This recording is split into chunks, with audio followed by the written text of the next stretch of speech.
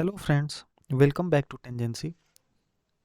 Tangency एक ऐसा junction है जहां हम दोनों कुछ न कुछ ज़रूर सीखते हैं। और आज के इस वीडियो में हम सीटेट के प्रीवियस ईयर क्वेश्चन को डिस्कस करने वाले हैं मैथ्स के ऊपर। पेपर 2 आप जानते हैं, पेपर 2 में लगभग 20 क्वेश्चन कंटेंट के होते हैं और 10 क्वेश्चन पेडागोजी के। अगर पेपर 2 आप एग्ज़ाम देने वाले हैं जो अभी 1 महीने के अंदर होना है, तो ये वीडियो बहुत हेल्पफुल होगा। इसमें हम कंटेंट के जितने क्वेश्चन हैं उसको डिस्कस करेंगे, मैथ्स का पेपर 2 का, फिर और साइंस के और सीडीपी के भी आगे ऐसे ही वीडियो मैं बनाऊंगा। तो फिलहाल इस वीडियो में सिर्फ और सिर्फ हम मैथ्स की बात करेंगे कंटेंट का, जो पेपर 2 का है। सीटेट एग्ज़ाम दिसंबर और जनवरी में होना है। तो सबसे पहले क्वेश्चन की तरफ हम बढ़ते हैं। क्वेश्चन नंबर 1 है, ये दिसंबर 2021 का एक पेपर है, उसी को सॉल्व करने वाले हैं और एनालिसिस करेंगे कि किस तरह का क्वेश्चन पूछा जाता है एग्जाम में। पहला क्वेश्चन है कि number of composite numbers between 101 and 120। देखिए, मैथ के क्वेश्चन है, मैथ अगर सॉल्व कर रहे हैं तो थोड़ा सा माइंड जो है वो एक्टिवली वर्क करना चाहिए। सेट पैटर्न पे आप क्वेश्चन करेंगे तो बहुत लेंदी हो जाएगा, थोड़ा ट्रिक्स आपको लगाने हैं जिससे कि क्वेश्चन के आंसर्स बहुत जल्दी आ जाएं। इसमें बहुत सारे मेथड हो सकते हैं, सबका अपना खुद का मेथड हो सकता है, तो आप उसको यूज़ करके इन क्वेश्चंस को कर सकते हैं। अब पहला क्वेश्चन है कि 101 और 120 के बीच में कितने कंपोजिट नंबर हैं। अब कंपोजिट नंबर पूछ रहा है तो आपको ये जानना ज़रूरी है कि दो तरह के नंबर में हम डिवाइड करते हैं, एक होता है प्राइम और एक कंपोजिट। अब प्राइम नंबर कौन से नंबर है? प्राइम नंबर्स उन नंबर्स को कहते हैं जो या तो 1 से या फिर खुद या खुद से डिवाइड हो, उसके अलावा उनका कोई भी फैक्टर नहीं हो। ठीक है, जैसे 2 है, 3, 5, 7 एक्सेट्रा। ठीक है, और कंपोजिट नंबर कौन से हैं? जो नंबर प्राइम नहीं है, नंबर सिस्टम में प्राइम नंबर्स को हटा दें तो वो कंपोजिट हो जाएंगे, जैसे 4 हो गया, 6, 8, इस तरह के सारे नंबर, क्योंकि इनके फैक्टर 2 से अधिक हैं, 1 है, 2 है एंड 4 है। ठीक है, तो प्राइम नंबर्स को इस तरह से क्लासिफाई कर सकते हैं कि इनके फैक्टर्स सिर्फ और सिर्फ 2 फैक्टर्स होंगे, और कंपोजिट नंबर वो होंगे जिनके 2 से अधिक फैक्टर्स होंगे। ये डिफरेंस है प्राइम और कंपोजिट का। अब आप जानते हैं कि नंबर सिस्टम में कंपोजिट नंबर ज़्यादा होंगे, प्राइम नंबर्स थोड़े कम हैं। ठीक है, तो अब क्वेश्चन पूछ रहा है कंपोजिट नंबर निकालने के लिए, तो हम ऐसा करते हैं कि प्राइम नंबर निकाल के कंपोजिट नंबर में से माइनस कर देंगे।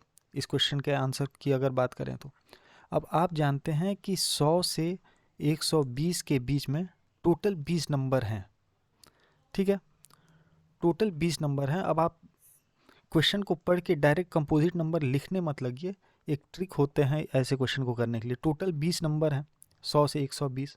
अब कह रहा है कि बिटवीन 101 एंड 120, मतलब 101 और 120 के बीच के नंबर। तो आप जानते हैं कि 101 और 120 ये दोनों नंबर हमको कंसिडर नहीं करना है, इसको इसके बीच के नंबर में से बताने हैं। तो 2 नंबर माइनस कर देंगे 20 में, तो टोटल 18 नंबर हैं 101 और 120 के बीच में। अब हमें पता करना है कि इन 18 में प्राइम नंबर्स कितने हैं और कंपोजिट नंबर कितने हैं। अब देखिए, जितने भी इवन नंबर हैं जैसे 102, 104, 106, ये सारे तो कंपोजिट नंबर होंगे ही, क्योंकि सबका फैक्टर एक 2 हो ही जाएगा। एक तो 1 है, एक सेम नंबर है 102, और एक 2, क्योंकि इवन नंबर है तो 2 से डिवाइड होगा, तो ये सारे कंपोजिट नंबर होंगे ही होंगे।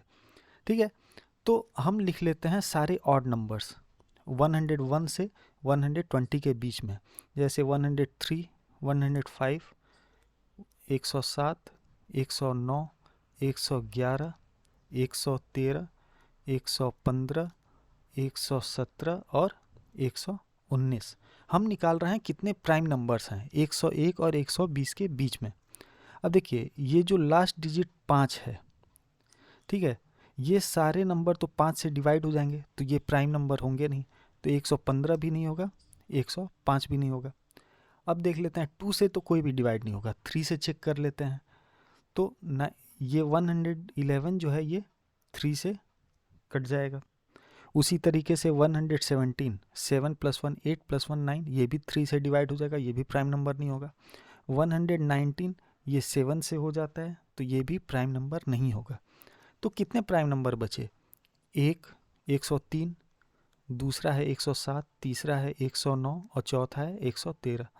मतलब कि 101 से 120 के बीच में टोटल 4 प्राइम नंबर्स हैं।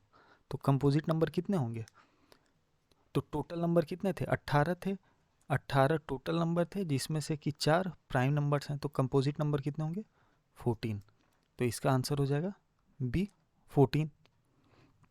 ठीक है, इस तरीके से ये समझाने में इतना टाइम लग रहा है, आप बहुत जल्दी से इसको 10 सेकेंड में कर पाएंगे ऐसे क्वेश्चंस को।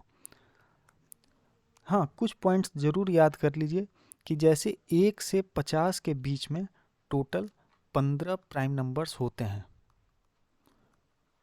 ठीक है, उसी तरीके से 50 से 100 के बीच में टोटल 10 प्राइम नंबर्स होते हैं, और 100 से 120 के बीच में टोटल 4 प्राइम नंबर्स होते हैं। तो ये 3 पॉइंट आप पता ही है। अब पूछेगा अगर कि 1 से 50 या 1 से 100 के बीच में कितने कंपोजिट नंबर हैं, तो 15, 10, 25, टोटल 100 में से 25 अगर हम माइनस कर देते हैं तो 75 कंपोजिट नंबर हो जाएंगे।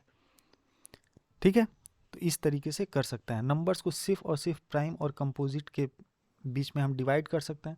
तो जो नंबर प्राइम नहीं है वो कंपोजिट नंबर हो जाएगा। तो इसका आंसर हो जाएगा बी, 14।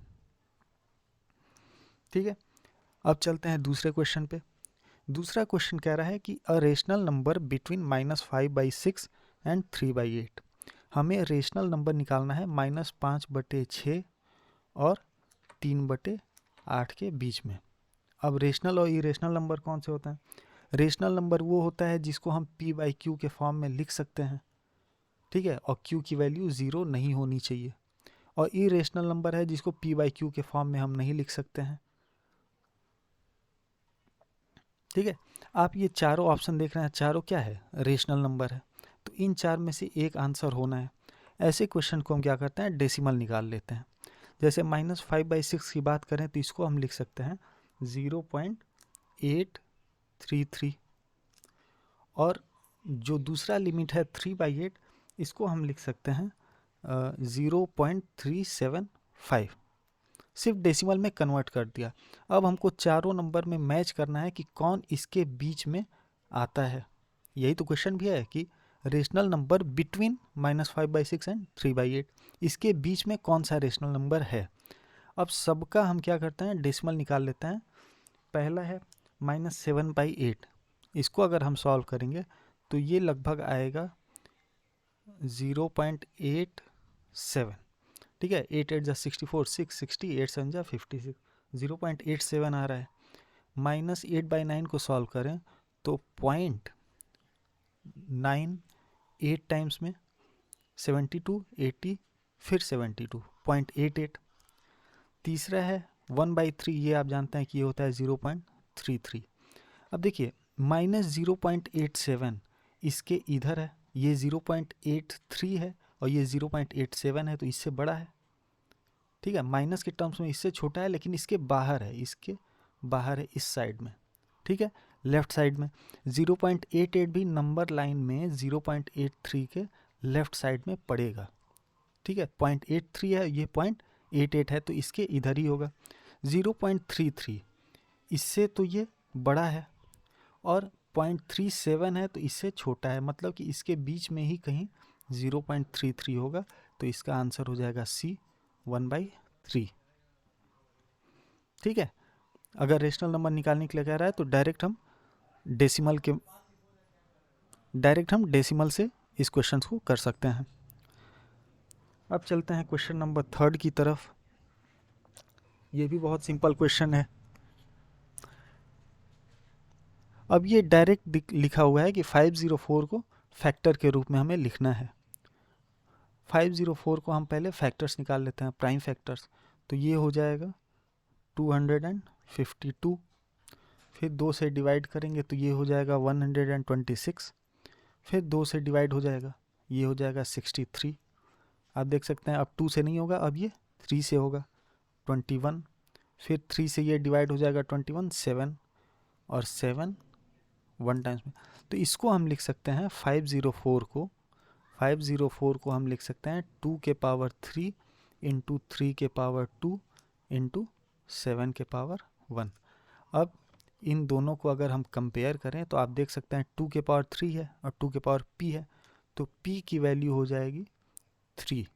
उसी तरीके से q की वैल्यू हो जाएगी 2 और r की वैल्यू हो जाएगी 1।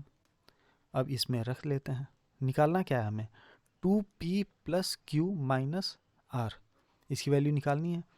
p हम जानते हैं 3 प्लस q है 2 माइनस 1, 3 2 ज़ा 6 प्लस 2 माइनस 1, ये हो जाएगा 7। तो इसका आंसर हो जाएगा 7, ऑप्शन सी।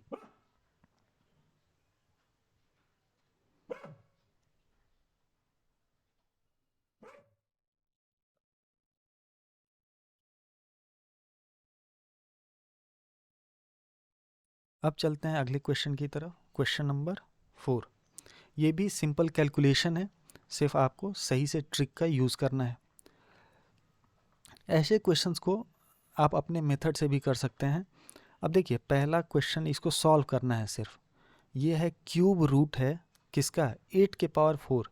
8 को हम लिख सकते हैं 2 के पावर 3, ठीक है, ये 8 हो गया और 8 के पावर 4 लिखा हुआ है, इनटू मल्टीप्लाई 125, ये भी क्यूब रूट में है। 125 को लिख सकते हैं 5 के पावर 3, ठीक है, 5 का क्यूब होता है 125 और ये है इसका square, divide by total division है, ये है स्क्वायर रूट, ये ध्यान रखना है, ये है स्क्वायर रूट। 4 को लिख सकते हैं 2 के पावर 2 और पावर में है 3। अब इसको सॉल्व कर लेते हैं, तो आज जानते हैं ये होगा 2 के पावर 12 और क्यूब रूट को हम लिख सकते हैं 1/3, ठीक है, यहाँ क्यूब रूट है तो इसको हम लिख सकते हैं 1/3 इंटू 5 के पावर 6, 3 को 2 से मल्टीप्लाई कर दिया और क्यूब रूट है, इसको लिख सकते हैं फिर से हम 1/3 डिवाइड बाई 2 के पावर 6, ठीक है, 3 और 2 को यहाँ पे मल्टीप्लाई कर दिया और ये स्क्वायर रूट है तो इसको हम मल्टीप्लाई कर सकते हैं 1/2 से। 3 से ये 4 टाइम्स में कट गया, 3 से ये 2 टाइम्स में कट गया और 2 से ये 3 टाइम्स में कट गया। तो फाइनल हमें मिला क्या, हमें मिला 2 के पावर 4 इंटू 5 के पावर 2 डिवाइड बाई 2 के पावर 3। अब यहाँ 2 का पावर 3 है, यहाँ पे 2 के पावर 4 है, तो इसको काटेंगे तो ऊपर एक 2 बच जाएगा, ठीक है। इसको सॉल्व कर लीजिए, तो 2 इंटू 5 का स्क्वायर, ये हो जाएगा 50, आंसर हो जाएगा ए।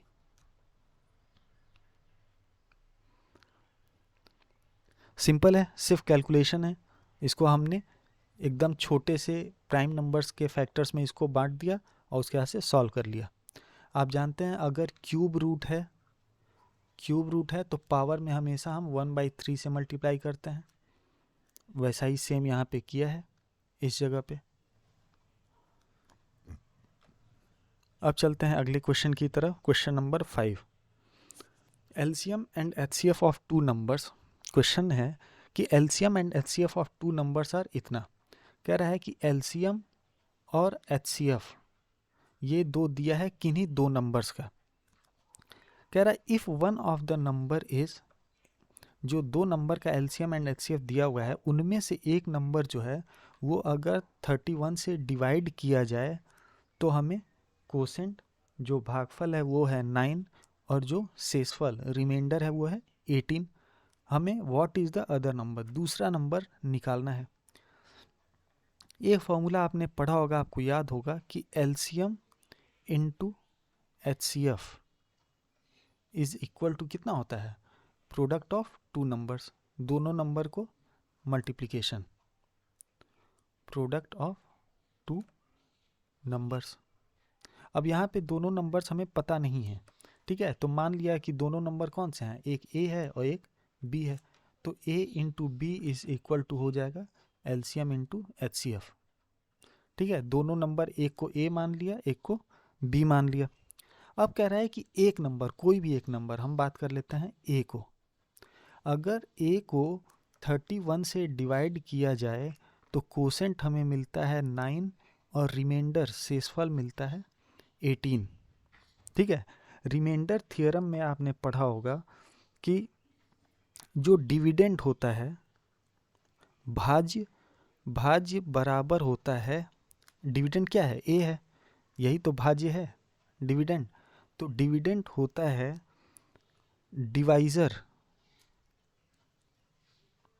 भाजक इनटू कोसेंट। कोसेंट क्या है, शेषफल प्लस रिमाइंडर। कोसेंट होता है भागफल प्लस रिमाइंडर शेषफल, ये फॉर्मूला होता है। तो यहाँ से हम निकाल सकते हैं a is equal to, divisor है 31, कोसेंट है 9 और रिमाइंडर है 18। 31 इंटू 9 प्लस 18। तो अगर इसको सॉल्व करें तो 9 1 9, 9 3 जा 27, 279 प्लस 18, ये किसके बराबर होगा, ये होगा 297 के बराबर। हमें मिल गया ए, क्या आ गया, ए हमें पता चल गया ये है 297। अब हमें निकालना है बी, तो हम डायरेक्ट इस फार्मूला में इसको रख देंगे। एलसीएम दिया है 1485 इंटू एचसीएफ दिया है 33 is equal to 297 into B. ठीक है, यहाँ से b निकालना है तो b इज इक्वल टू हो जाएगा 1485 into 33 divide by 297। Cross multiplication से 297 को यहाँ पे डिवाइड कर देंगे। अब 33 से ये 297 9 बार में कट जाता है और 9 से 1485 काटें तो 9 1 जा 9, 558, 9 6 जा 54,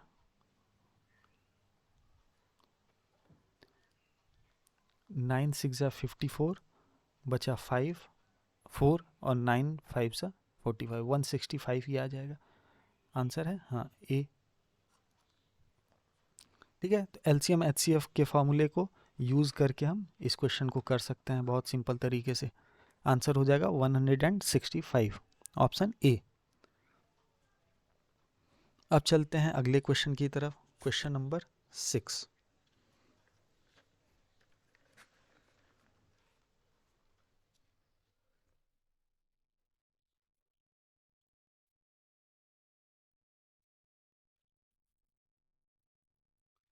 क्वेश्चन नंबर 6 है रेशियो एंड प्रोपोर्शन का। रेशियो को हम कहते हैं अनुपात और प्रोपोर्शन को कहते हैं समानुपात। अब रेशियो क्या होता है, अनुपात क्या होता है। रेशियो होता है किसी भी दो नंबर्स के बीच की तुलना, इसको इस तरीके से लिखते हैं A:B, मतलब A और B की हम तुलना कर रहे हैं। उसी तरीके से प्रोपोर्शन क्या होता है, समानुपात। प्रोपोर्शन होता है किसी भी दो रेशियो की तुलना करना।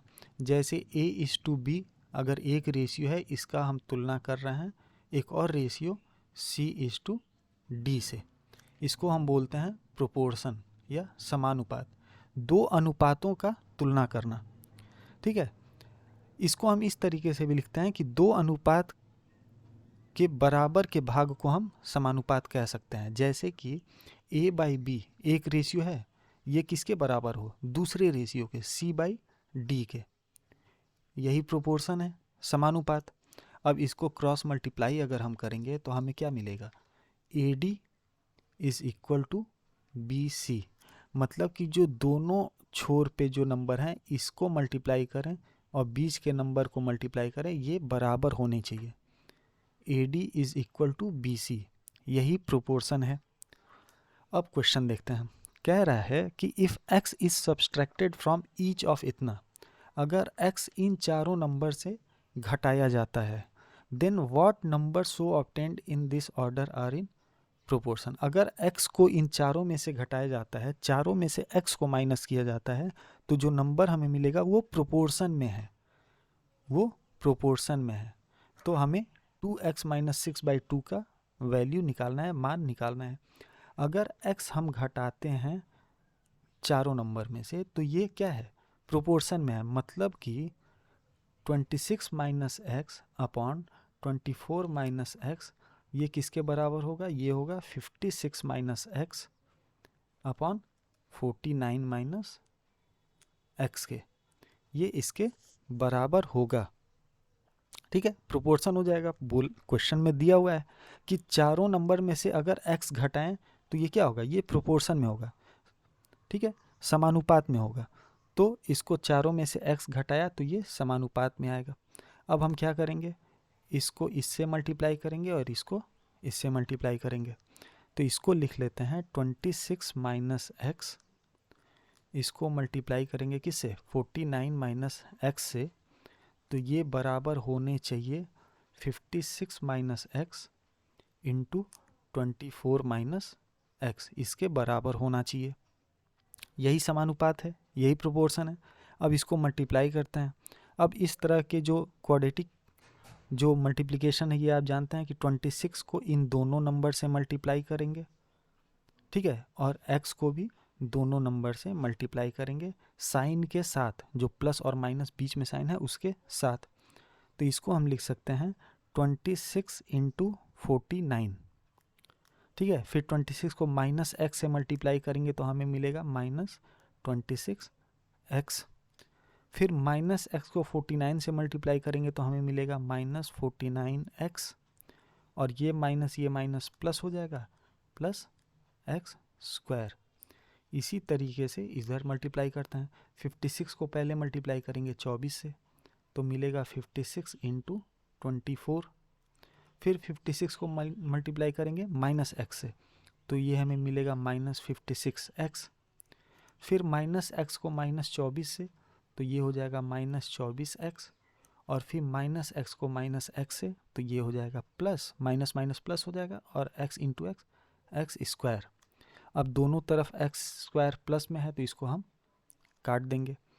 ये हमें मिलेगा 26 into 49 minus 75x is equal to 56 into 24 minus 80x। इसको सॉल्व कर लेते हैं। 26 इंटू 49 को अगर हम सॉल्व करते हैं तो ये हमें मिलेगा 1274 minus 75x is equal to 56 into 24, ये हो जाएगा 1344 माइनस 80x। ठीक है, ये हमें फाइनल मिल गया। अब इसको इक्वेशन को सॉल्व करेंगे। माइनस 80 को हमने इधर भेज दिया और 1274 को हमने राइट साइड में भेज दिया, तो हमें मिलेगा क्या, माइनस 80 इधर आएगा तो ये हो जाएगा प्लस में, ये हो जाएगा प्लस में 80x minus 75x is equal to 1344 minus 1274। ये बचेगा हमारे पास 5x, इधर हो जाएगा 70, तो x इज इक्वल टू हमारा आ जाएगा 14। x की वैल्यू आ गई 14। ठीक है, अब यहाँ पे x की वैल्यू हमें पता है तो हम वैल्यू ऑफ 2x माइनस 6 बटे 2 निकालना है।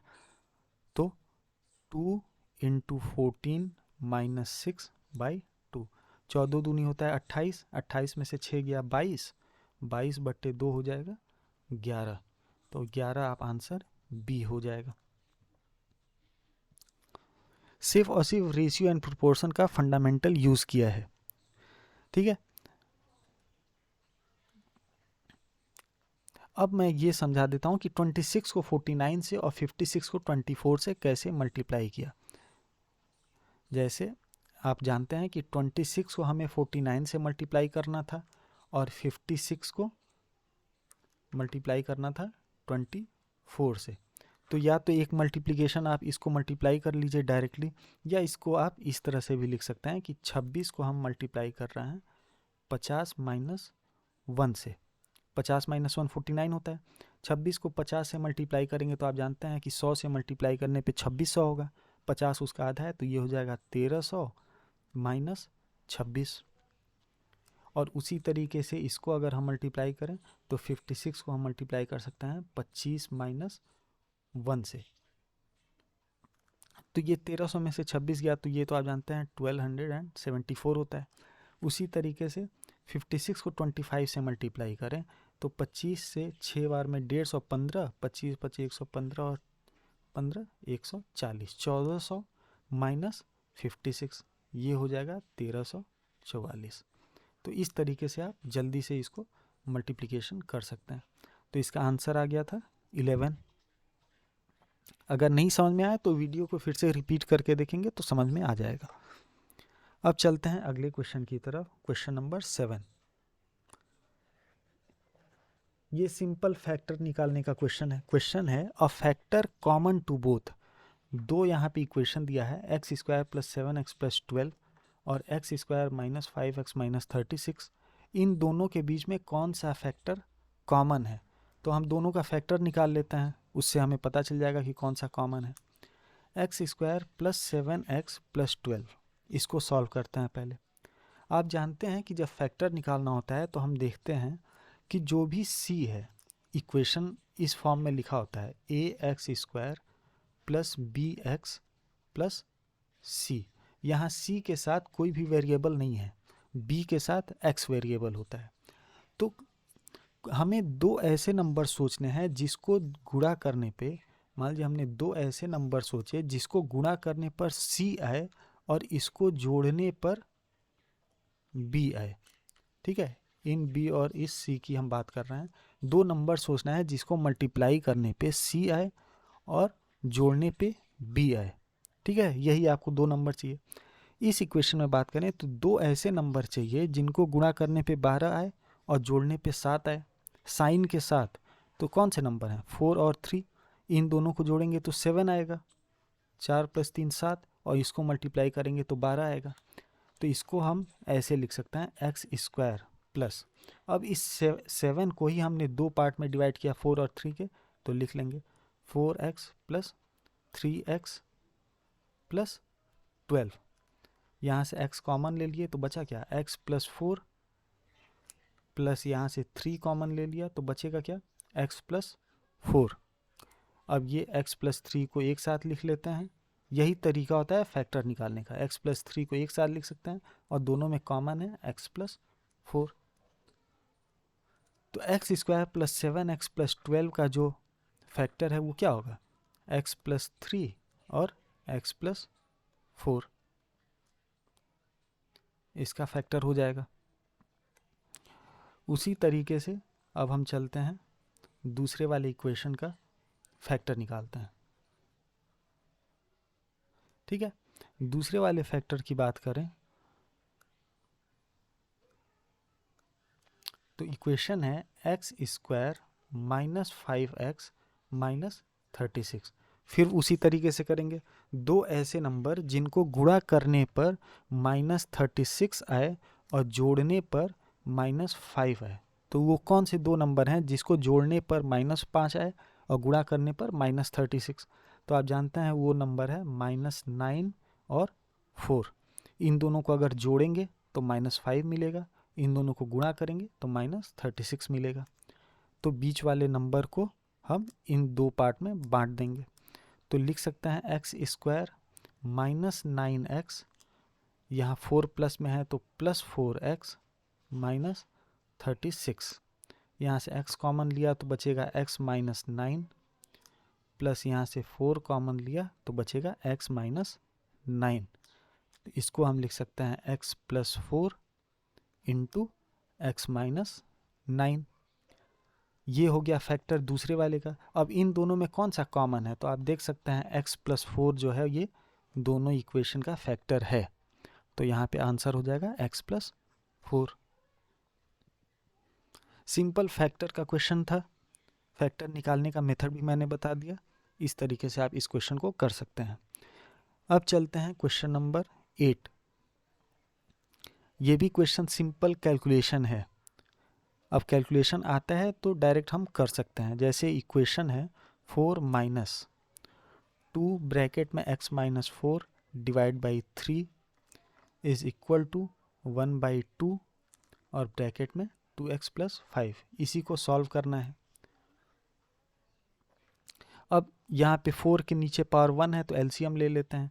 3, ये हो जाएगा 4 3 ज़ा 12 माइनस 2x, ठीक है, और प्लस 8। देखिए ये -2 है तो -2 को x से मल्टीप्लाई करेंगे तो -2x होगा, और -2 को -4 से मल्टीप्लाई करेंगे तो +8 होगा। ये इज इक्वल टू हो जाएगा 2x plus 5 divide by 2। Cross multiply कर देते हैं तो 2 से मल्टीप्लाई करेंगे तो ये होगा 24 minus 4x plus 16 is equal to 6x plus 15। अब 24 को 16 से ऐड कर देंगे तो ये होगा 40 minus 4x is equal to 6x plus 15। इस 15 को इधर भेज देते हैं और -4 को राइट साइड में, तो ये हो जाएगा 40 minus 15 is equal to 6x plus 4x। इधर माइनस है, इधर जाएगा तो प्लस हो जाएगा। ये हो जाएगा 25 इज इक्वल टू 10x। हमें क्या मिला? 10x इज इक्वल टू 25, तो x इज इक्वल टू हो जाएगा 25 डिवाइड बाई 10। इसका मतलब ये हो जाएगा 2.5। x की वैल्यू हमें मिल गई 2.5। अब यहाँ पे निकालना क्या है? क्वेश्चन कह रहा है कि हमें निकालना है 2x प्लस 1 बाई 2 क्या वैल्यू। तो x की जगह पे x की वैल्यू रख देंगे। 2 इंटू x कितना है 2.5 प्लस 1 डिवाइड बाई 2। आप जानते हैं 2.5 दूना होता है 5, 5 plus 1 by 2, 6 by 2 is equal to 3। हमें आंसर मिल गया, सी होगा 3। क्वेश्चन 8 का आंसर सीधा हो जाएगा 3। सिर्फ कैलकुलेशन है, ठीक है। साइन का ख्याल रखना है, कैलकुलेशन में गलती नहीं करनी है। अब इसी तरीके से नेक्स्ट क्वेश्चन पे चलते हैं। क्वेश्चन नंबर 9, ये भी कंपेयर का है। देखिए इसको लिखते नहीं है बार बार, हम डायरेक्ट क्या करते हैं ax² प्लस bx माइनस सी के कंपेयर कर देते हैं। अब देखिए हमें चाहिए क्या? क्वेश्चन है कि ये इक्वेशन दिया है, इफ इतना प्लस ये माइनस ये इज इक्वल टू होता है ax² plus bx minus C, तो what is the value of a plus b minus C की वैल्यू निकालनी है हमें।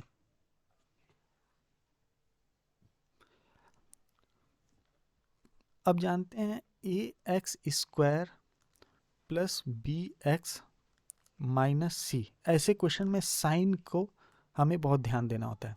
अब देखिए a क्या है, हमें निकालना क्या है? सबसे पहले हमें निकालना है a plus b minus c. a क्या है? a है x² के साथ जो भी नंबर जुड़ा हुआ है। अब इसमें देखिए x² के साथ नंबर क्या है? 3 है इस वाले इक्वेशन में। यहाँ पे बीच में प्लस का साइन है, प्लस यहाँ पे x² के साथ कौन सा नंबर जुड़ा है? तो वो है -1, ठीक है। और ये फिर माइनस की साइन है, माइनस, और यहाँ पे x² के साथ कौन सा साइन जुड़ा हुआ है? ये है -2, तो -2। अगर इसको सॉल्व करेंगे तो हमें पता है कि 3 - 1 + 2 ये किसके बराबर हो जाएगा? ये होगा 3 के बराबर। मतलब कि जो a की वैल्यू है वो कितनी आ गई? a डायरेक्टली आ गया 3 के बराबर, ठीक है। अब अगला चलते हैं, b निकालते हैं। b क्या है? b है जो भी नंबर x के साथ जुड़ा हुआ है।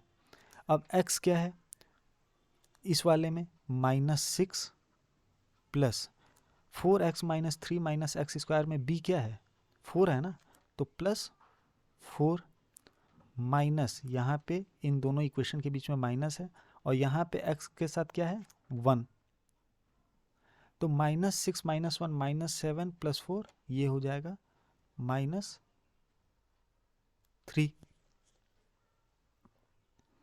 ठीक है।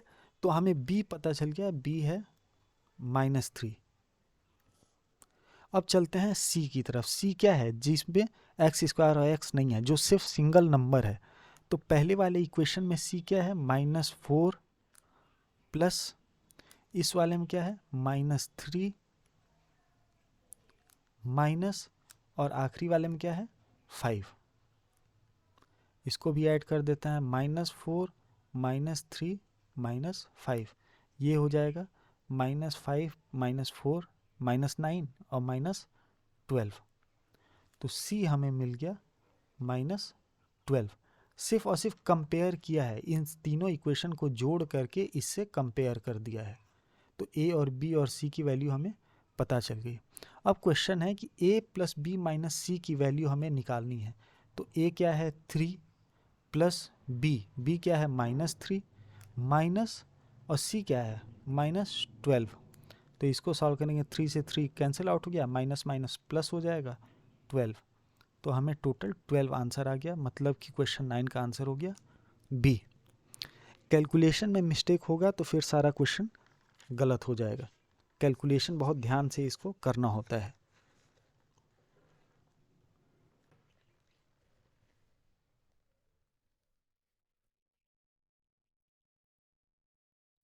ठीक है, क्वेश्चन 9 भी समझ में आ गया। सिर्फ और सिर्फ डायरेक्टली कंपेयर किया है और a plus B minus C की वैल्यू निकाल दिया। अब चलते हैं अगले क्वेश्चन पे, question number 10।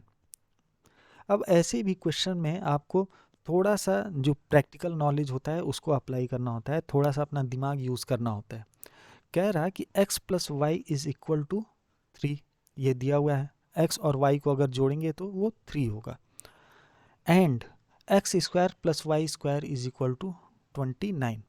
X square plus y square को अगर जोड़ेंगे तो 29 होगा। हमें निकालना क्या है, 1/x प्लस 1/y की वैल्यू। हमें निकालना क्या है, निकालना है 1/x प्लस 1/y। इसको सॉल्व करते हैं, एलसीएम लेंगे तो क्या आएगा, एक्स वाई और ऊपर हो जाएगा y प्लस एक्स। इसका मतलब हो गया हमें निकालना है x plus y upon x y, यही तो निकालना है। x प्लस वाई की वैल्यू हमें पता है, कितना है 3। एक्स वाई हमें निकालना है। इन दोनों इक्वेशन के, इक्वेशन 1 और 2 के हेल्प से हमें एक्स वाई की वैल्यू निकालेंगे तो हमें आंसर आ जाएगा। अब देखिए, आप जानते हैं कि x प्लस वाई का स्क्वायर अगर हम करते हैं तो हमें क्या मिलता है, ये मिलता है x square plus y square plus 2xy, यही तो हमें मिलता है। x प्लस वाई दिया है, ये कितना है 3। 3 का square is equal to x square plus y square भी हमें दिया है, ये दिया है 29 प्लस 2xy। यहाँ से हमें xy की वैल्यू मिल जाएगी, 9 minus 29 is equal to 2xy। तो यहाँ से xy इज इक्वल टू हो जाएगा -20/2, ये हो जाएगा -10। xy की वैल्यू हमें पता चल गई। तो हम जानते हैं हमें निकालना क्या था, x plus y upon x y. X plus y हमें पता है 3 होगा, एक्स वाई हम निकाल लिए -10 होगा, तो आंसर क्या हो जाएगा 3/-10, मतलब कि b। अब आप ये तो जानते ही हैं ना कि 3/-10 को हम लिखते क्या है, -3/10, या फिर ये -3/10, ऐसे भी इसको लिख सकते हैं। तीनों का वैल्यू क्या है, सेम ही है। ठीक है, तो ये -3/10 इसका आंसर हो जाएगा बी। कुछ भी नहीं किया, सिर्फ हल्का सा प्रैक्टिकल नॉलेज जो है उसको यूज़ किया है, और ये सारी नॉलेज आपको पता होगा। अब चलते हैं अगले क्वेश्चन पे, क्वेश्चन नंबर 11। अब ये आ गया मेंसुरेशन का क्वेश्चन। क्वेश्चन है external and internal radius of a cylindrical pipe. जो एक्सटर्नल रेडियस और इंटरनल रेडियस एक सिलिंड्रिकल पाइप का 16 और 15 सेंटीमीटर दिया हुआ है। Length of the pipe is 63 centimetre. Pipe की जो लेंथ है, लंबाई है, वो दिया हुआ है 63 centimetre. What is the volume of the material use, मतलब कि जिस मटेरियल से भी वो पाइप बना है उसका वॉल्यूम कितना है। देखिए, पहले क्वेश्चन करने से पहले आप समझिए कि पाइप, सिलिंड्रिकल पाइप कैसे बनता है, ये है क्या, कॉन्सेप्ट क्या है। देखिए अगर इस फिगर को देखिए, सिलेंडर क्या है, सिलेंडर यही तो है। जो घर की पाइप होती है, पानी वाली पाइप, वो सिलिंड्रिकल शेप में होता है, ये सिलेंडर है। ये जो लंबाई है, इस सिलेंडर की लंबाई, मतलब यहाँ से और यहाँ तक की जो लंबाई है, इसको हम h कहते हैं, इसी को हम ऊंचाई भी कहते हैं। और ये ऊपर वाला जो सरफेस है, ये ऊपर या नीचे, पाइप में आपने देखा होगा, प्रैक्टिकली देखा होगा कि वो गोल होता है। तो गोल है, अगर सर्कल है तो इसका एक रेडियस होगा। हमने मान लिया ये r रेडियस है, ठीक है। ये मैंने एक सिंपल पाइप की बात किया। अब एक घर के जो पानी वाला पाइप होता है या हॉलो पाइप जो होता है, वो कुछ इस तरीके से बना होता है।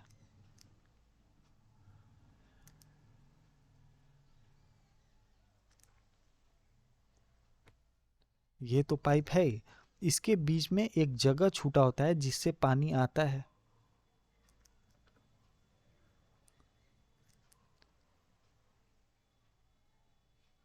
ठीक है, ये क्या है, ये प्लास्टिक, अगर प्लास्टिक वाली पाइप की बात करें तो ये मटेरियल, प्लास्टिक का मटेरियल होता है ये सरफेस, ठीक है, चारों तरफ। और इसके बीच में जो जगह होता है, इसी से पानी ट्रांसफ़र होता है, ठीक है। दोनों सर्कल ही होता है ऊपर। तो इसकी लंबाई की बात करें तो ये h है।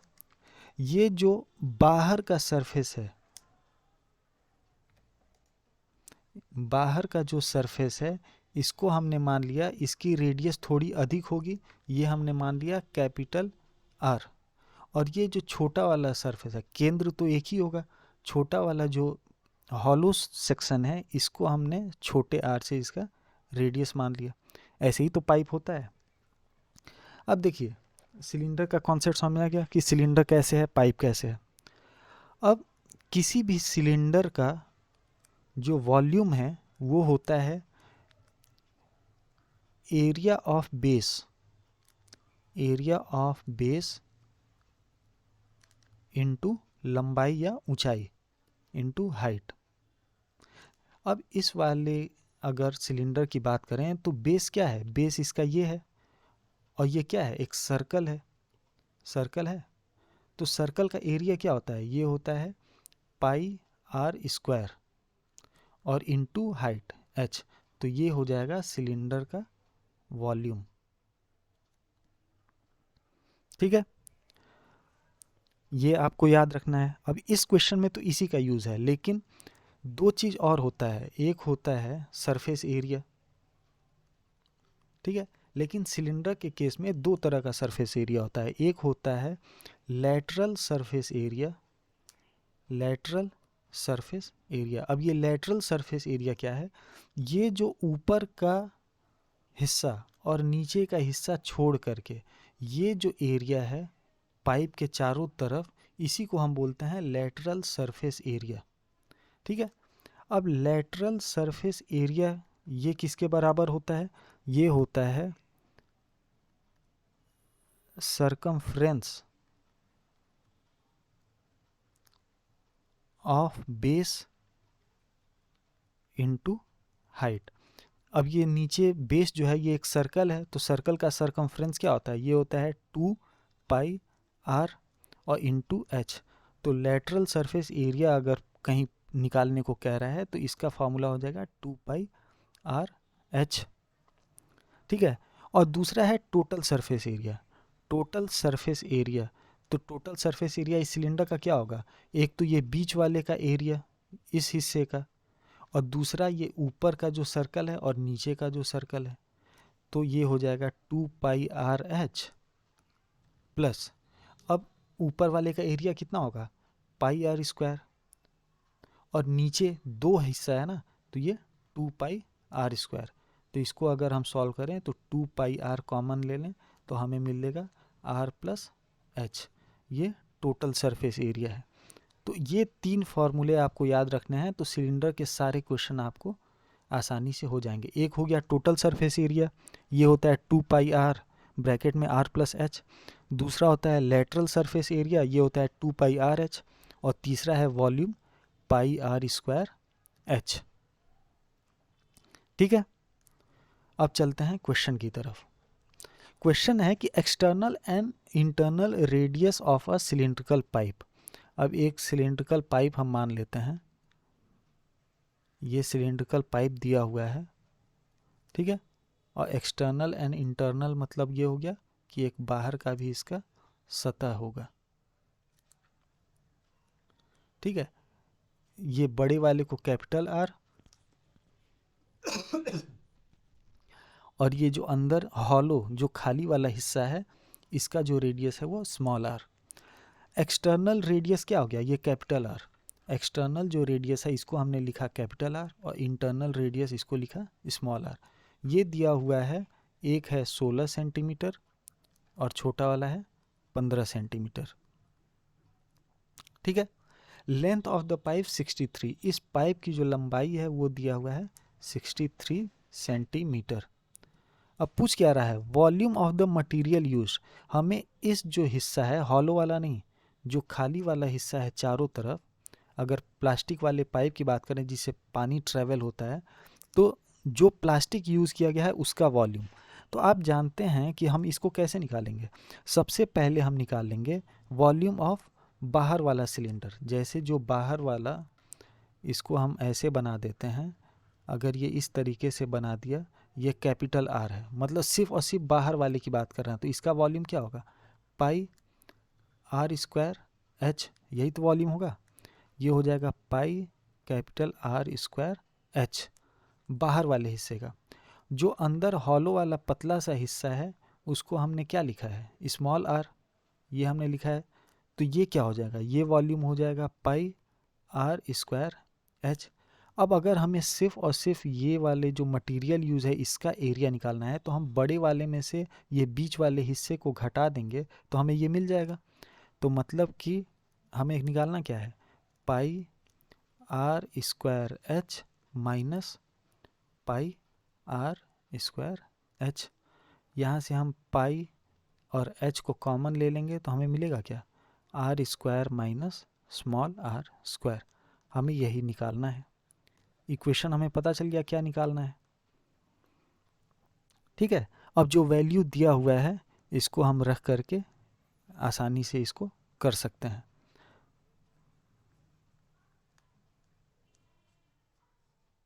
समझ में आ गया कॉन्सेप्ट, सिलेंडर का कॉन्सेप्ट किस तरीके से है। अगर नहीं समझ में आया होगा तो आप वीडियो इसको स्लो करके दोबारा एक बार और देखेंगे तो आपको आसानी से समझ में आ जाएगा। अब चलते हैं, वी निकालना है। पाई की वैल्यू हमें पता है कि 22/7 होता है। एच हमारा दिया है 63, ठीक है। R square minus r square, capital r कितना है 16 स्क्वायर माइनस 15 स्क्वायर, यही हमें निकालना है। 22/7 इंटू 63। अब आप इसको या तो 16 का स्क्वायर और 15 का स्क्वायर पता है तो डायरेक्टली कर सकते हैं, और अगर नहीं पता है तो आप जानते हैं A square minus B square is equal to होता है A plus B into A minus B, ठीक है। तो यहाँ पे ए प्लस बी की बात करें तो 16 प्लस 15, और ए माइनस बी की बात करें तो 16 माइनस 15। इसको आप डायरेक्टली हम सॉल्व कर लेते हैं। 22/7 इंटू 63 इंटू 16 15 हो गया 31, और 16 में से 15 गया 1, 7 से ये 9 बार में, ठीक है। इसको हम मल्टीप्लाई कर लेते हैं तो 9 1 ज़ा 9, 9 3 ज़ा 27, 279 इंटू 22 करना है। इसको मल्टीप्लाई कर लेते हैं 279 को 22 से, तो ये हो जाएगा 298, 2 7 ज़ा 14 1 5, 2 2 ज़ा 4, ये भी हो जाएगा 8 5 4, 8 8 5 13, 1 5 4 9, 1 10, 4 1 5।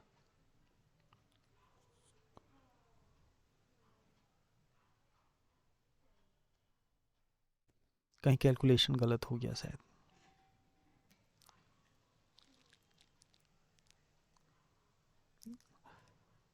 2 2 ज़ा 4 15 होगा ना, 558 होगा ये। उसी तरीके से ये 558 होगा।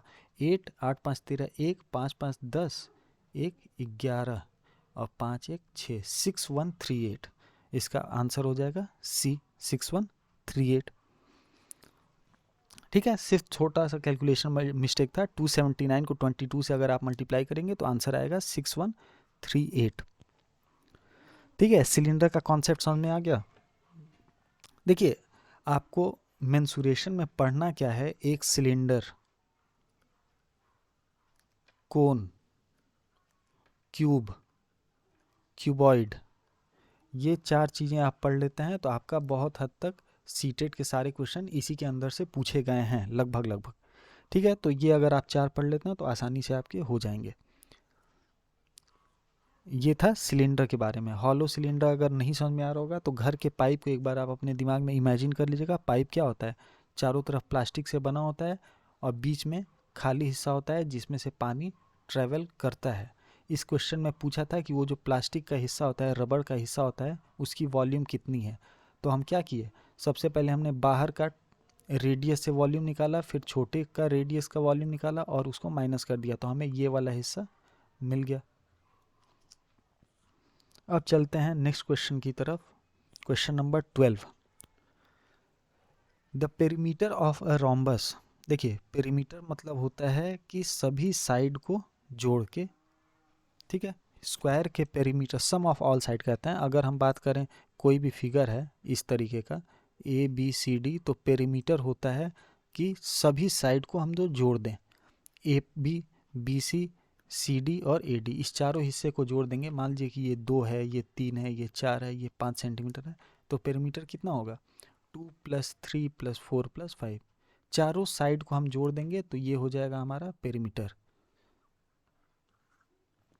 कह रहा है कि एक रोम्बस के शेप में एक फील्ड है, मैदान है, जिसका पेरीमीटर है 400 metre. Length of one of its diagonal, विकर्ण का जो लेंथ है वो है 160 मीटर।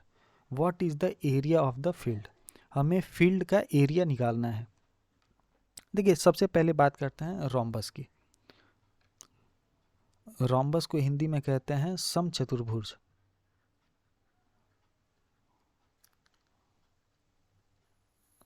समचतुर्भुज,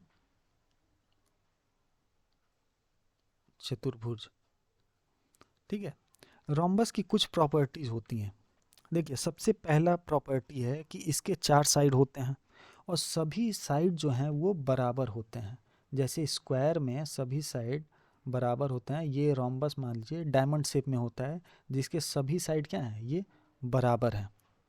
ठीक है, पहला पॉइंट इसको याद रखना है। दूसरा कि ये जो डायगोनल है, विकर्ण, मान लीजिए ए बी सी डी, ये एक रोम्बस है, तो इसके जो डायगोनल हैं ये एक दूसरे को बाइसेक्ट करते हैं 90 डिग्री पे। ये 90 डिग्री पर कट करते हैं। ये सभी एंगल कितने हैं, 90 डिग्री हैं, ठीक है। और ये एंगल को भी ये बाइसेक्ट करते हैं। बाइसेक्ट करते हैं मतलब बराबर हिस्सों में काटते हैं, ठीक है। रोम्बस सीधा सीधा यही है। अगर रोम्बस की बात करें तो जो डायगोनल है, विकर्ण हैं, वो एक दूसरे को बाइसेक्ट करते हैं 90 डिग्री पर। ये आपको याद रखना है। अब अगर बात करें रोम्बस के एरिया की, तो ये होता है D1 into D2 divide by 2। यहाँ D1 क्या है, डायगोनल 1। मान लीजिए जो BD है, BD एक जो डायगोनल है, इसको हमने मान लिया D1, तो AC दूसरा डायगोनल है, इसको हमने मान लिया D2। तो जो विकर्ण है, इन दोनों को मल्टीप्लाई करके अगर 2 से डिवाइड कर दें तो ये हो जाता है एरिया। अगर पेरीमीटर की बात करें, अब मैंने कहा कि जो रोम्बस है इसके सभी साइड इक्वल हैं, मतलब कि एक साइड अगर ए है तो ये साइड भी ए है, ये भी ए है, ये भी ए है। तो पेरीमीटर क्या होता है, सम ऑफ ऑल साइड, सभी साइड को जोड़ देना। तो ये हो जाएगा 4a। तो पेरीमीटर जो है ये होता है 4a रोम्बस का, और जो एरिया होता है वो होता है D1 इंटू D2/2। ये रोम्बस में आपको डायरेक्ट याद रखना है।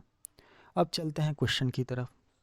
क्वेश्चन कह रहा है, इसी को हम बना लेते हैं कि एक रोम्बस शेप में एक मैदान है, ठीक है। ये रोम्बस है, इसका जो पेरीमीटर है वो कितना है, 400। पेरीमीटर जो है ये 400 है। पेरीमीटर जानते हैं कि 4a होता है रोम्बस का, ये हो गया 400, तो a जो है ये हो जाएगा 100। मतलब कि सभी साइड इस फील्ड की क्या है, 100 सेंटीमीटर, 100 मीटर नहीं सेंटीमीटर दिया हुआ है, यहाँ गलत हो गया है, 400 सेंटीमीटर, 100 सेंटीमीटर है, सभी साइड 100 सेंटीमीटर है। अब कह रहा है कि length of one of its diagonal is 160 metre. हम मान लेते हैं कि एक जो डायगोनल है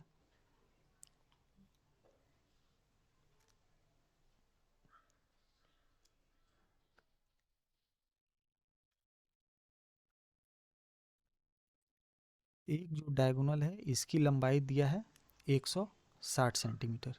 हम मान लेते हैं ये रोम्बस है ABCD, ठीक है। अब आप जानते हैं कि जो डायगोनल होता है ये एक दूसरे को बांटता है। AD 160 है तो मतलब ये कितना है 80, और ये भी कितना है 80 सेंटीमीटर, और ये 90 डिग्री पे कट करता है, ये तो पता है। तो दिख रहा है कि पाइथागोरस थ्योरम हमें निकालना क्या है, एरिया निकालना है। एरिया का फॉर्मूला क्या है, एरिया फॉर्मूला है D1 into D2 divide by 2। एक डायगोनल तो हमें पता है, दूसरा डायगोनल निकालना है। तो यहाँ पे आप जानते हैं कि ये 80 है, बाइसेक्ट किया है तो ये 80 है, टोटल 160 था तो आधा होगा। ये वाला एरिया 100 हमें पता है इस पेरीमीटर से, तो हमें ये वाला हिस्सा निकल जाएगा।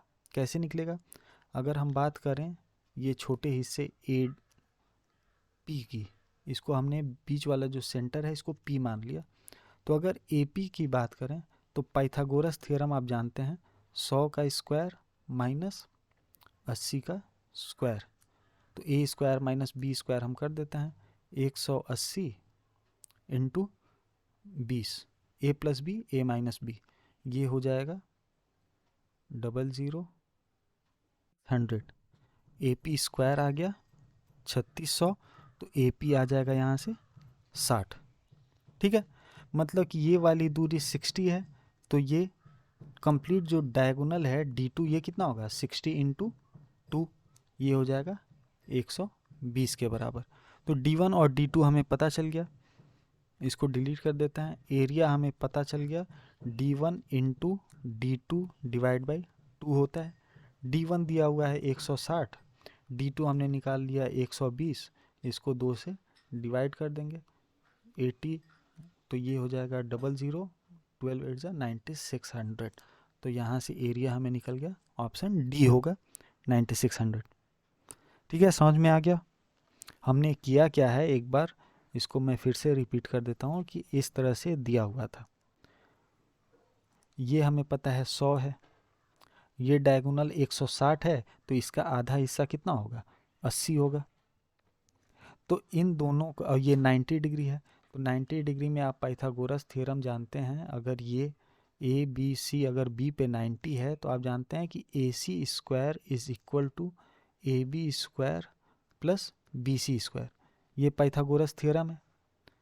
हमें AC पता है, AC दिया हुआ है 100 और BC दिया हुआ है 80, तो हम यहाँ AB निकाल लेंगे, वो होगा 60।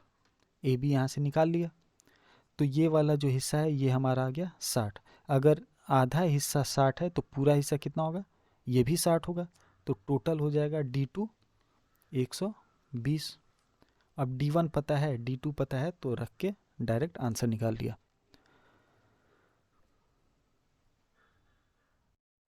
नेक्स्ट क्वेश्चन की तरफ, क्वेश्चन नंबर 13। क्वेश्चन 13 है the perimeter of a trapezium is 188 centimetre. फिर से यहाँ पे पेरीमीटर की बात कर रहा है। पेरीमीटर आप जानते हैं सम ऑफ ऑल साइड होता है, सभी जो साइड है उसको अगर जोड़ दें तो उसे हम पेरीमीटर कहते हैं, sum of all sides. Perimeter of a trapezium is 188 centimetre and its area is, उसका एरिया दिया हुआ है 1625 metre square. If the distance between the parallel side is 25 centimetre, अगर जो पैरेलल साइड है उसके बीच की दूरी 25 सेंटीमीटर है, then what is the sum of its non parallel side, तो उसके नॉन पैरेलल साइड का सम कितना होगा। देखिए सबसे पहले फिर से हम बात करते हैं ट्रेपेजियम की। ट्रेपेजियम किसे कहते हैं, देखिए ट्रेपेजियम भी एक तरह का क्वाड्रिलेटरल है, इसमें भी 4 साइड होते हैं, ठीक है, 4 इसके भुजाएं होती हैं, 4 साइड्स होते हैं, जिसमें 2 साइड पैरेलल होता है और 2 नॉन पैरेलल होता है। जैसे कोई भी ऐसा फिगर जिसका दो साइड पैरेलल है, ठीक है, ये दोनों एक दूसरे से पैरेलल हैं और दो साइड नॉन पैरेलल हो, इसी को हम ट्रेपेजियम कहेंगे। अब ये दोनों नॉन पैरेलल साइड हैं, ये आकर के मिल जाएंगे, तो ऐसे किसी भी फिगर को हम कहते हैं ट्रेपेजियम। हिंदी में कहते हैं समलंब, समलंब, ठीक है। अब इसमें जो अब अगर इसी को हम मान लें कि ये एक ट्रेपेजियम है, ए बी सी और डी, तो आप देख सकते हैं कि जो ए बी है ये पैरेलल है किसके, सी डी के, ठीक है, और ए डी नॉन पैरेलल है किसके, बी सी के, इसी को ट्रेपेजियम कहेंगे। अब अगर ट्रेपेजियम के एरिया निकालने की बात करें तो इसका फॉर्मूला होता है 1/2 एच ए प्लस बी, ठीक है, ये एरिया का फॉर्मूला है। अब इसमें एच क्या है, एच है जो पैरेलल साइड है इनके बीच की दूरी, इसी को हम एच कहते हैं। जो भी पैरेलल साइड है इसके बीच की दूरी को हम एच कहेंगे। ए और बी क्या है, तो ए और बी जो है ये पैरेलल साइड की लंबाई है, ठीक है। जो पैरेलल साइड है, नॉन पैरेलल की बात नहीं कर रहा, पैरेलल साइड की जो लंबाई है उसे हम कहेंगे ए और बी, ठीक है। तो हमेशा एरिया कैसे निकालेंगे, तो 1/2 एच जो पैरेलल साइड के बीच की दूरी है वो into sum of parallel sides, ठीक है। अब अगर बात करें पेरीमीटर की, तो पेरीमीटर आप जानते हैं सम ऑफ ऑल साइड। तो अगर पेरीमीटर का ट्रेपेजियम की केस में बात करें तो A B plus B C plus C D plus A D, ये हो गया इसका पेरीमीटर। ये फॉर्मूले आपको याद रखना है, इससे आपका क्वेश्चन आसानी से हो जाएगा। अब चलते हैं क्वेश्चन की तरफ। क्वेश्चन कह रहा है, अब एक ट्रेपेजियम हम मान लेते हैं। मान लिया कि एक ट्रेपेजियम है कुछ इस तरीके का, ठीक है, जिसमें ये और ये जो साइड है ये पैरेलल है, ए बी सी डी, ये एक ट्रेपेजियम दिया हुआ है। अब कह रहा है कि जो पेरीमीटर है वो कितना है, 188 सेंटीमीटर, मतलब पेरीमीटर 188 सेंटीमीटर दिया हुआ है। इसका मतलब ये हुआ कि sum of parallel side, sum of parallel side, जो पैरेलल साइड है उसका sum plus sum of unparallel side side, ये कितना दिया है, ये दिया है 188 सेंटीमीटर। अगर हम सभी साइड को मान लें ए बी सी और डी, ठीक है, अगर इसको मान लें तो कह रहा कि A plus B plus C plus D is equal to दिया हुआ है 188 सेंटीमीटर, ठीक है। अब कह रहा है कि distance between the parallel side, मतलब ए बी और सी डी के बीच की जो दूरी है ये दिया हुआ है 25 centimetre. What is the sum of non parallel side, हमें निकालना क्या है, नॉन पैरेलल साइड का सम, सी प्लस डी की वैल्यू निकालना है। तो सी प्लस डी की वैल्यू कैसे निकलेगा, सी प्लस डी की वैल्यू हो जाएगा 188 minus sum of parallel side, ठीक है, यही तो हमें निकालना है, 188 minus sum of parallel side. अब एरिया दिया हुआ है, एरिया इज इक्वल टू होता है 1/2 एच ब्रैकेट में ए प्लस बी, एरिया कितना है 1625, इस 2 को इधर भेजेंगे तो ये मल्टीप्लाई हो जाएगा into 2 divide by h is equal to a plus b, ठीक है। अब यहाँ से निकालेंगे a plus b is equal to, ये हो जाएगा 1625 इंटू 2 डिवाइड बाई h, कितना दिया है, h क्या है, दोनों पैरेलल साइड के बीच की दूरी, और दोनों पैरेलल साइड के बीच की दूरी दिया है 25 सेंटीमीटर। तो 25 से इसको हम सॉल्व कर लेते हैं, ये हो जाएगा 25 6 बार में 150, 125 और 25 5 बार में 65 इंटू 2, ये हो जाएगा 130। मतलब a प्लस बी जो है ये हमें आ गया 130, तो c plus D is equal to 188 minus a plus b हमने निकाल लिया 130, तो आंसर हो जाएगा 58 सेंटीमीटर, यानी कि ऑप्शन डी। ठीक है, ट्रेपेजियम का ये दो फॉर्मूले की मदद से इस क्वेश्चन को बहुत आसानी से हम कर सकते हैं। ये हो गया ट्रेपेजियम से जुड़े हुए।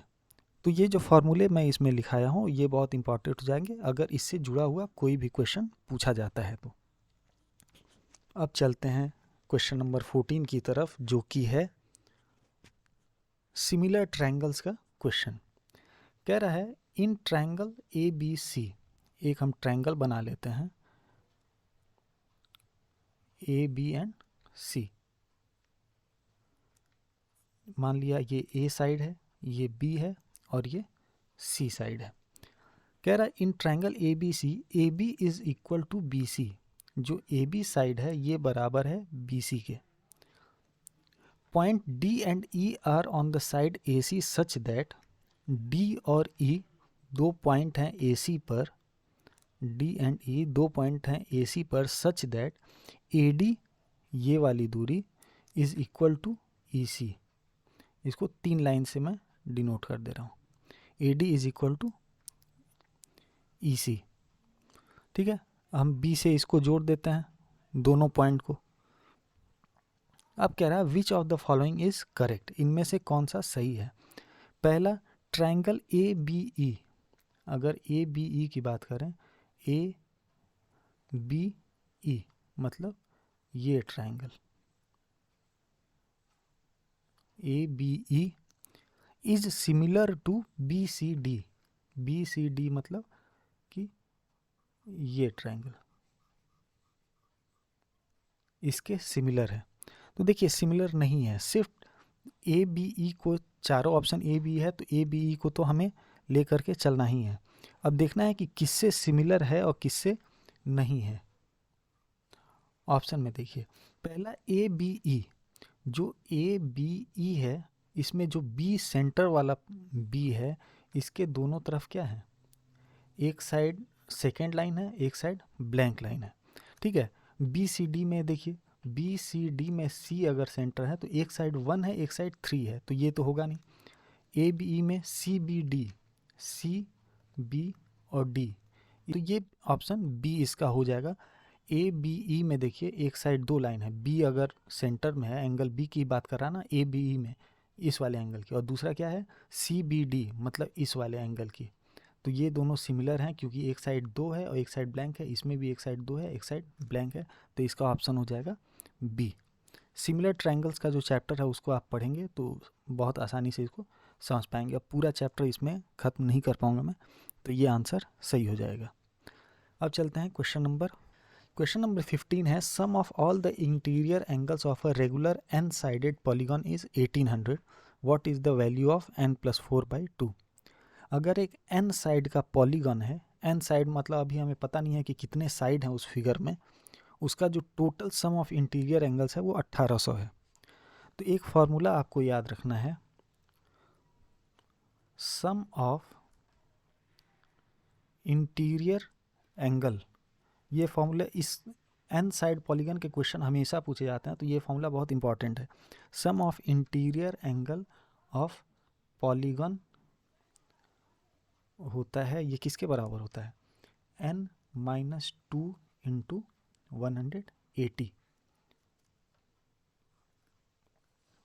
ठीक है, इसको आप ऐसे समझिए कि अगर एक ट्रायंगल की बात कर रहे हैं, एक ट्रायंगल में कितने n कितना है 3, ठीक है 3 साइड हैं, वैल्यू रख के देखिए तो 3 - 2 इंटू 180, तो कितना होता है 180। एक ट्रायंगल का जो एंगल होता है sum of all interior angles, interior क्या हो गया जितने भी अंदर के आंतरिक कोण हैं इन तीनों का योग सम, तो 180 होता है। अगर हम एक क्वाड्रिलेटरल मान लेते हैं, जैसे स्क्वायर मान लिया, तो इसमें कितने साइड हैं, टोटल 4 साइड हैं, तो n इज इक्वल टू 4 हो गया। इस वैल्यू में रखेंगे तो 4 - 2 इंटू 180, तो ये हो जाएगा 2 इंटू 180 यानी कि 360। सही है, इसका जो सम है ये कितना होता है टोटल 360। तो इसी फॉर्मूले से हम एन की वैल्यू निकाल लेंगे। अब कह रहा है कि सम ऑफ इंटीरियर एंगल दिया हुआ है 1800 डिग्री, 1800 डिग्री दिया हुआ है। यहाँ से हमें एन की वैल्यू पता चल जाएगी इंटू 180। यहाँ से अगर करें तो n minus two is equal to 1800 upon 180, ये हो जाएगा 10। तो n की वैल्यू हो जाएगी 12। मतलब कि जो पॉलीगन है इसमें टोटल 12 साइड हैं, टोटल 12 साइड का ये फिगर है। ठीक है, n की वैल्यू 12 है। अब हमें निकालना क्या है, what is the value of n plus 4/2। ये हो जाएगा 16/2, इसका आंसर हो जाएगा 8। डायरेक्ट इसका आंसर हो गया सी, 8। ठीक है, तो ये फिगर का इस टाइप के क्वेश्चन के लिए ये जो फॉर्मूला है ये बहुत इंपॉर्टेंट हो जाता है। Sum of interior angles of a polygon is equal to n-2 into 180। अब चलते हैं अगले क्वेश्चन पे। Sum of faces vertices and edges of a polyhedron are इतना। अब देखिए फेस, वर्टिक्स और एज क्या होता है। आप जानते हैं कोई भी, अगर हम एक क्यूब ले लेते हैं, एक एग्जाम्पल, ये एक क्यूब है, ठीक है। तो इसमें टोटल ये जो इसका सतह है, प्लेन है, इसको हम कहते हैं फेस। ठीक है, ये जो लाइन है, एक एक लाइन, इसको हम कहते हैं वर्टिस, वर्टिक्स। जैसे इधर 4 हो गए, ठीक है, एक ये लाइन हो गया 5, एक ये हो गया 6, एक ये हो गया 7, ये 8, ये 9, ये 10, ये वाला आगे वाला 11 और एक 12। तो टोटल 12 वर्टिक्स हैं क्यूब में। अगर फेस की बात करें तो फेस होता है एक ये फ्रंट वाला, एक बैक वाला 2, एक साइड 3, एक इस साइड वाला 4, एक ऊपर 5 और एक नीचे वाला 6। तो टोटल 6 फेस होते हैं। अगर एज की बात करें तो एज जो है जितने कोने हैं, तो 1 2 3 4 5 6 7 और 8, टोटल 8 कोना है। ठीक है, तो वर्टिक्स, फेस, एज आप समझ गए। अब कह रहा है कि ए और बी दो पॉलीहाइड्रोन हैं। ठीक है, दो फिगर हैं। ए वाले में जो फेस है वो दिया हुआ है एक्स, फेस एक्स दिया है। वर्टिक्स जो दिया है वो 10 दिया है और एज जो दिया है वो 15 दिया है। बी जो फिगर है उसमें जो फेस है वो दिया हुआ है कितना, 12। वर्टिक्स दिया हुआ है y और एज दिया हुआ है 30। ठीक है, पूछ रहा है x प्लस वाई की वैल्यू कितनी होगी, x और y निकालना है। तो एक फार्मूला आप याद रख लीजिए, f plus v minus e is equal to 2। ऐसे क्वेश्चन को हम इस फॉर्मूले से हम डायरेक्टली कर सकते हैं। f मतलब फेस, v मतलब वर्टिक्स और h मतलब कोना। अब ऐसे ही इसको आप सॉल्व कर लीजिए। तो x plus 10 minus 15 is equal to 2। यहाँ से x की वैल्यू हमारी कितनी आ गई, 15 में से 10 गया माइनस 5 और इधर जाएगा तो 7, x हो गया 7। और y के लिए तो 12 plus y minus 30 is equal to 2। तो यहाँ से y हो जाएगा 2 प्लस 30 माइनस 12 यानी कि 20। तो x हमें पता है 7 है और y कितना है 20 है, तो सम 27। तो डायरेक्ट आपको जो फॉर्मूला याद करना है वो याद करना है f plus v minus e is equal to 2। जो फेस प्लस वर्टिक्स को अगर एज में माइनस करें तो हमेशा 2 के बराबर आता है। ठीक है, तो ऐसे क्वेश्चंस को इस फॉर्मूले से हम डायरेक्टली कर सकते हैं। अब बात करते हैं क्वेश्चन नंबर 17। देखिए क्वेश्चन नंबर 17 बोलता है कि इन ट्रायंगल ABC, एक ट्रायंगल है जिसको नेम दिया गया है ए बी एंड सी। हमने मान लिया कि ये ए है, ये बी है और ये सी है। The bisector of angle B, bisector of angle B का मतलब क्या हुआ, वो लाइन जो एंगल बी को बराबर हिस्सों में बांट दे। तो अगर हमने एक लाइन यहाँ से यहाँ खींचा तो इसका मतलब ये हुआ कि ये लाइन इस एंगल बी को दोनों को बराबर हिस्सों में बांट दिया है। एंड एंगल सी, और एक बाइसेक्टर है एंगल सी का, ठीक है, एंगल सी का बाइसेक्टर है, मतलब कि ये जो लाइन है इसने एंगल सी को दो बराबर हिस्सों में बांट दिया है। ठीक है, ये दोनों आकर एक पॉइंट पे मिलते हैं जो कि है डी। अब क्वेश्चन में है कि if angle B D C is 102 degree, angle B D C जो ये एंगल है ये है 102 डिग्री, तो फाइंड एंगल ए, हमें एंगल ए निकालना है। ठीक है, अब आपको पता है कि ये एंगल 102 है। अगर हम ट्रायंगल बी डी सी की बात करें, जो छोटा वाला ट्रायंगल है बी डी सी, इसकी बात करें तो आपको पता है कि एंगल डी जो है 102 दिया है, तो बाकी दोनों एंगल ये कितना होगा, जैसे सम ऑफ ऑल एंगल्स होता है एक ट्रायंगल में, तीनों एंगल का सम होता है 180 डिग्री। ठीक है, अब कह रहा है कि ये जो एंगल है बी डी सी ये दिया हुआ है 102 डिग्री, तो इसका मतलब ये हुआ कि जो बाकी एंगल डी बी सी और एंगल डी सी बी, इन तीनों को अगर जोड़ेंगे तो ये कितना होना चाहिए, 180 डिग्री होना चाहिए। ठीक है, इसका मतलब कि angle D B C plus angle D C B is equal to 180 minus 102। ठीक है, ये हो जाएगा 78 डिग्री। यहाँ तक क्लियर है, 78 डिग्री होगा। अब ये जो एंगल है ट्रायंगल ए बी सी की अगर बात करें, ट्रायंगल ए बी सी में, ट्रायंगल ए बी सी में अब हम पूरे एंगल की बात करते हैं, एंगल बी की और एंगल सी की, पूरे एंगल की। अब आपको पता है कि जो छोटा वाला एंगल है ये वाला और ये वाला, इन दोनों का सम 78 है, तो ये बड़े वाले का सम कितना होगा, इसका डबल होगा, 78 इंटू 2, ये हो जाएगा 156 डिग्री। डबल क्यों होगा, क्योंकि ये जो दोनों की जो लाइन है ये इसको बराबर हिस्सों में बांट रही थी। ठीक है, तो अगर छोटा वाला दोनों सम 78 है तो बड़े वाले का दोनों सम इसका ठीक डबल होगा, क्योंकि ये लाइन जो है इन दोनों एंगल को बराबर हिस्सों में बाइसेक्टर था, आधा आधा हिस्सों में बांट दिया था। तो अब एंगल ए निकालना है, तो आपको पता है कि angle A plus angle B plus angle C is equal to 180 degree होगा। अब आपको पता है कि angle A plus angle B plus angle C आपको पता हो गया कि 156 डिग्री होगा, इज इक्वल टू 180, तो एंगल ए हो जाएगा, ये हो जाएगा 24 डिग्री, ऑप्शन में ए। बहुत सिंपल है, ट्रायंगल की प्रॉपर्टी का यूज़ करके ऐसे क्वेश्चन को किया जा सकता है। इतना समझाने में टाइम लगता है, ये क्वेश्चन करने में मैक्सिमम 15 सेकेंड का टाइम लगेगा अगर आपने सही से पकड़ लिया तब। अब चलते हैं क्वेश्चन नंबर 18 की तरफ।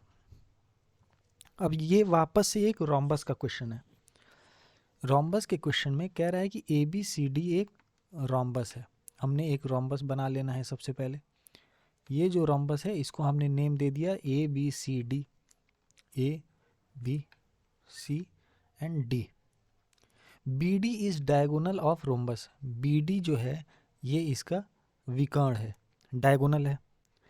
Angle A D B, angle A D B ये जो है ये 50 डिग्री है। Find angle D C B, D C और बी को हमको निकालना है, इस एंगल को हमको निकालना है। अब आपको पता है ये 50 है, मतलब कि ये भी 50 होगा। ठीक है, अब ये 50 है, हमने क्या किया, एक डायगोनल AC भी बना लेते हैं। AC जो है ये डायगोनल है, एक विकर्ण है। आपको ये पता है कि रोम्बस के केस में जो डायगोनल होते हैं ये 90 डिग्री पे इंटरसेक्ट करते हैं। ठीक है, अभी पिछले रोम्बस का एक क्वेश्चन था उसमें मैंने समझाया था कि जो डायगोनल होते हैं ये हमेशा 90 डिग्री पे कट करते हैं। तो इसका मतलब कि ये एंगल कितना हो गया, ये 90 डिग्री हो गया। अब ये 90 है तो ये एंगल कितना हो गया, ये हो गया 40 डिग्री। ये 90 है, ये 50 है, तो ये भी 40 होगा, तब तो ये ट्रायंगल 180 होगा। तो ये जो एंगल है ये 40 है। अब AC डायगोनल है, मतलब कि इसको आधे आधे हिस्सों में काटा है, तो ये दूसरा वाला हिस्सा भी कितना होगा, 40 होगा। तो टोटल कितना हो गया, 80 डिग्री। आंसर हो गया।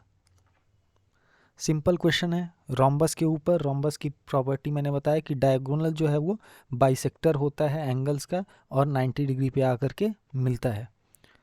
ठीक है, इतना सिंपल ये क्वेश्चन है, एक एक लाइन के क्वेश्चन है ये। अब चलते हैं क्वेश्चन नंबर 19। ये क्वेश्चन है प्रोबेबिलिटी के ऊपर।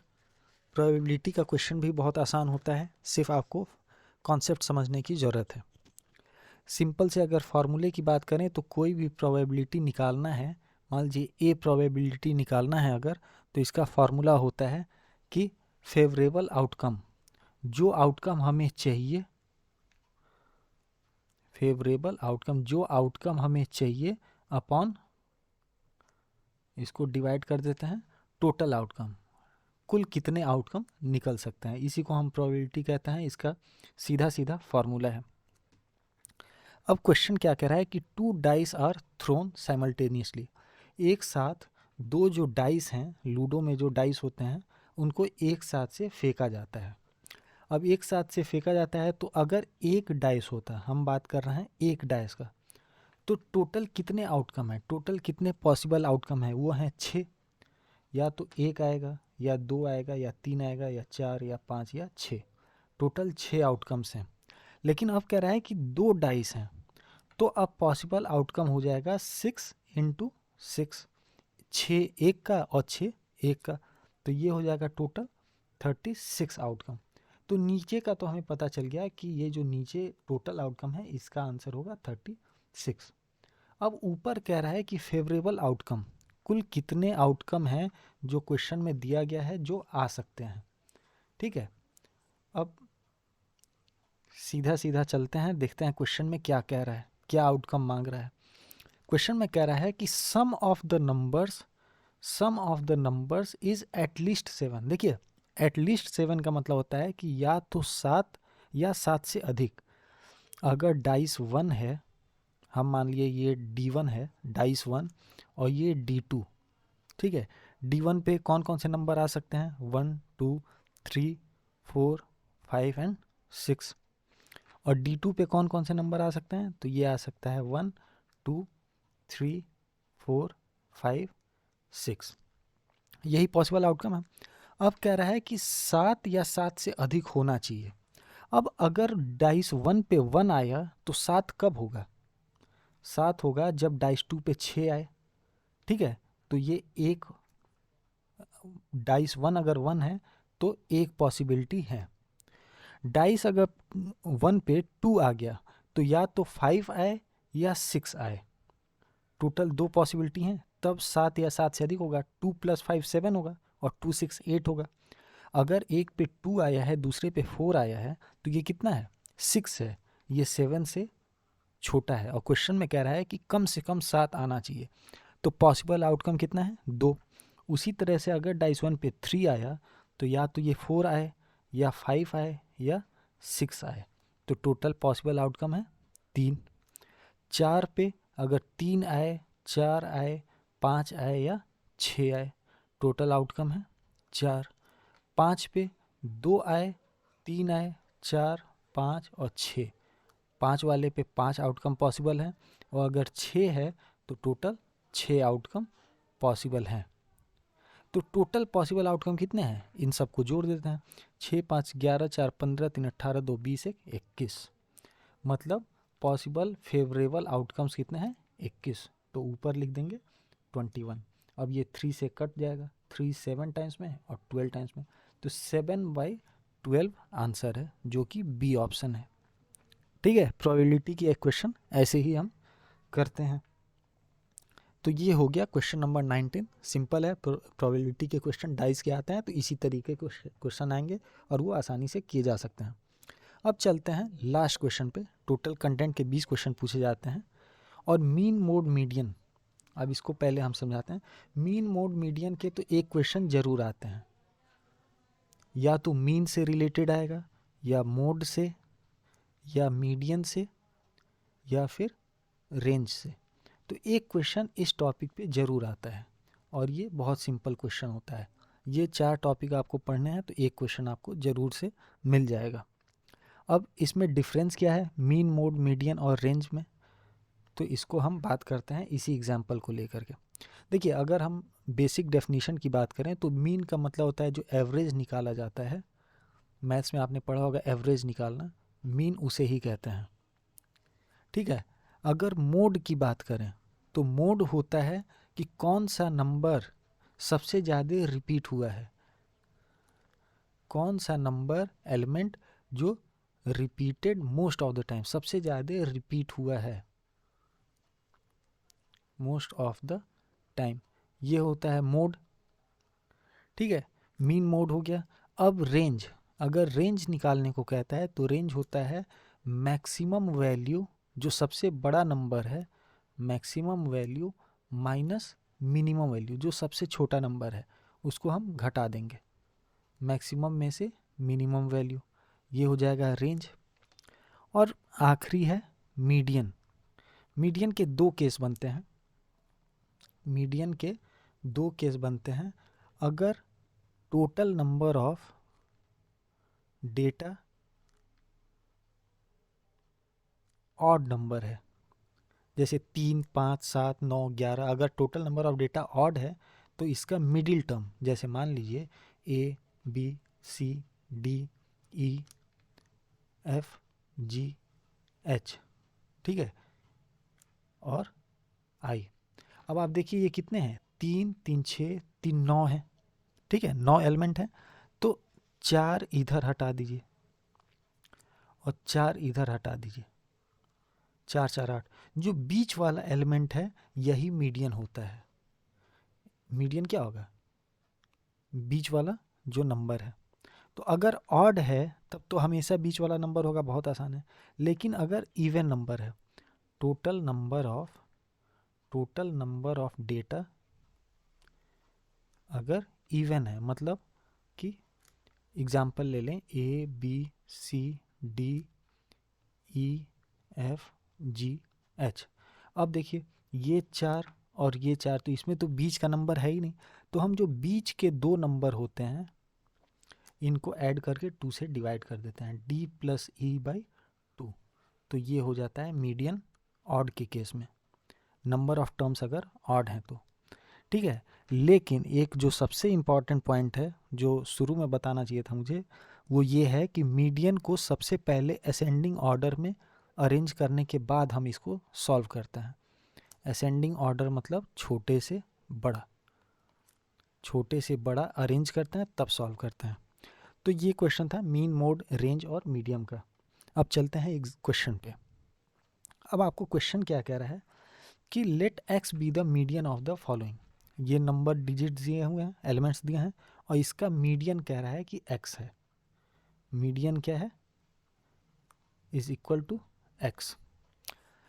तो अब मीडियन निकालना है इसमें। मीडियन का मैंने क्या बताया, सबसे पहले हम क्या करते हैं, उसको अरेंज करते हैं असेंडिंग ऑर्डर में छोटे से बड़ा। तो अब इसको अरेंज करिए। टोटल कितने नंबर ऑफ टर्म्स हैं, 1, 2, 3, 4, 5, 6, 7, 8, 9, 10, 11, 12, 13, 14, 15, 16, 17, 18, टोटल 18 है, मतलब कि इवन नंबर ऑफ टर्म्स हैं 18 हैं। अब सबसे छोटा इसमें क्या है, 5 है, तो हमने लिख लिया 5। फिर है 6 लिख दिया। फिर है 7 लिख लिया। फिर है 8 लिख लिया। उसके बाद से 9 दो बार है, तो हमने 9 को 2 बार लिख लिया। 10 नहीं है। उसके बाद से 11 है एक बार, तो हमने 11 लिख दिया। उसके बाद 13 है, 13, 14, 15 दो बार है, तो 13, 14 और 15 दो बार, तो 13 भी लिख लिया, 14 भी, 15 भी। 9 हो चुका है, 15 दो बार हो गया। 16 तीन बार है, 1, 2 और 3, तो 3 बार 16 लिख लिया। इसको असेंडिंग ऑर्डर में अरेंज कर रहा है। उसके बाद से 17 है, फिर 23 है, फिर 25 है, और उसके बाद से 28 है।